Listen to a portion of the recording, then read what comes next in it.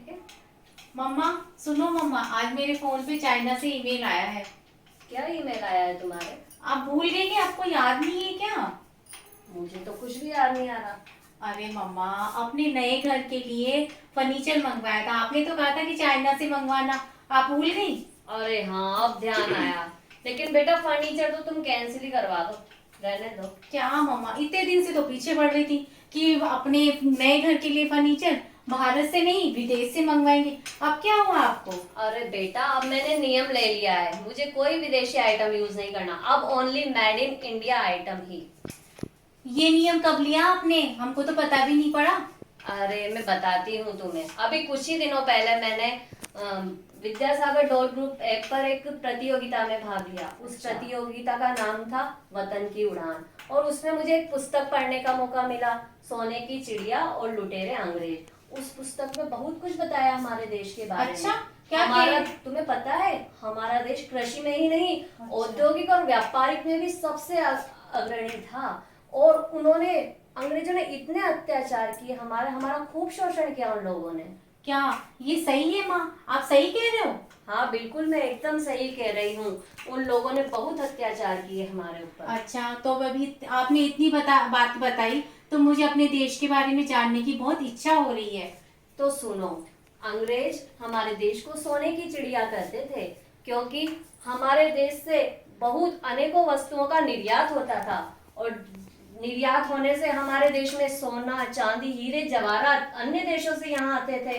तो अंग्रेज चाहते थे कि हम बहुत माला माल तो हो ही चुके थे, वो हमारा माल वापस उनके देशों में ले जाना चाहते थे, इसलिए उन्होंने हमारा आर्थिक शोषण किया।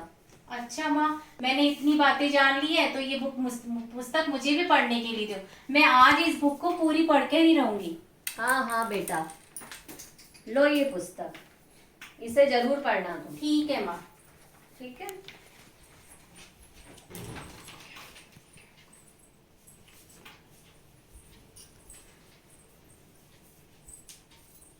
अरे बेटा, कोई हाँ। ईमेल तो नहीं आया? तुमने अरे चेक किया? हाँ पापा, अरे मैं तो आपको बताने ही भूल गई। अपने जो फर्नीचर मंगाया था ना चाइना से, वो 1-2 दिन में वहां से डिलीवर हो जाएगा। अरे वाह, जब तो 15-20 दिन में अपना घर में चाइना से फर्नीचर आ जाएगा, वेल फर्निश्ड हो जाएगा अपना घर। पर नहीं आएगा, अब हमने सामान मंगाना कैंसिल कर दिया, मम्मा ने भी मना कर दिया। क्यों? अब क्या हो गया भला तेरी मम्मा को? पहले तो बहुत उतावली हो रही थी कि नए घर में जो भी सामान आएगा चाइना से आएगा, वरना नहीं आएगा। अब क्या हो गया? अब मैं भी समझ गई हूँ और मम्मा भी समझ गई है कि हम हमारे अब सामान चाइना से नहीं आएगा। हाँ हाँ, मैंने ही मना किया है इसको कैंसिल करवाने को। अब कोई नहीं सामान चाहिए विदेशी आइटम हमारे घर में। अब सिर्फ हम हमारे देश का सामान ही यूज करेंगे। हाँ पापा, मैं और मम्मी भी यही समझ गए कि हमारे देश का सामान ही, हमारे देश की संस्कृति ही हमारे लिए उपयोगी है, और हम अपने अंग्रेजों को वापस अपने देश को गुलाम नहीं बनाने देंगे, उनको आंख उठाकर भी नहीं देखने देंगे। देश को गुलाम? भला देश की बात हो रही है, अपने घर की बात हो रही है? यहाँ कोई देश की बात नहीं हो रही है, अपने घर की बात कर रहा हूँ मैं। हाँ आप तो कर रहे हैं, लेकिन अब हमने प्रण कर हमने नहीं वो ले सोच लिया है कि हम आज से अपने देश की सामान को ही यूज करेंगे। तुम पता नहीं कौन सी मूवी देख के आ गए दोनों माँ बेटे। तुम जानो, तुम तो पागल हो गए लगते हो।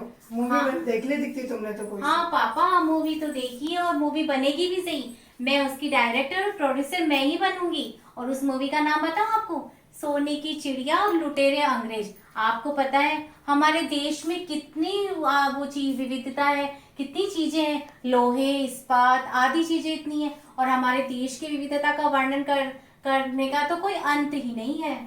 और हाँ, हमारा देश आपको पता भी है, वस्त्र उद्योग में बहुत आगे था।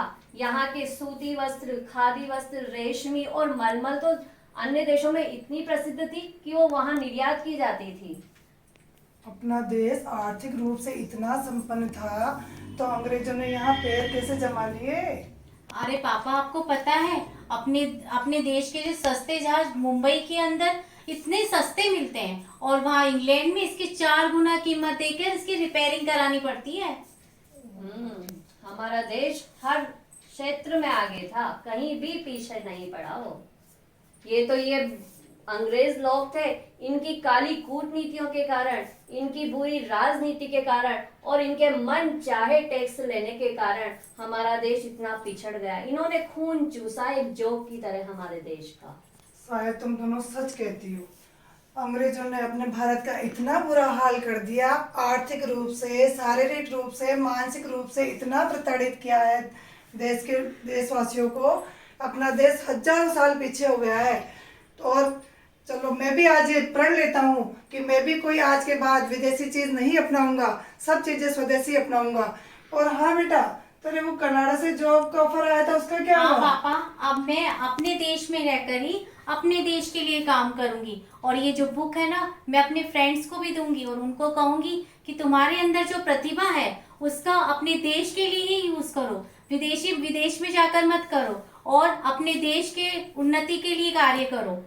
तो आओ, हम सब देशवासी ये प्रण करते हैं कि आज के बाद हम कोई भी विदेशी चीज नहीं अपनाएंगे, ओनली स्वदेशी, ओनली मेड इन इंडिया। और मैं भी ये प्रण लेती हूँ कि मैं अपने देश में रहकर अपने देशवासियों के लिए ही काम करूंगी और सबको जागरूक करूंगी। और हाँ, मैं भी प्रण लेती हूँ कि आज से हम अपने बच्चों को इंडिया में रहकर, भारत में रहकर ही पढ़ाएंगे, उन्हें बाहर पढ़ने के लिए नहीं भेजेंगे। और वो हमारे बच्चे भी उनकी सेवाएं सिर्फ भारत में ही देंगे।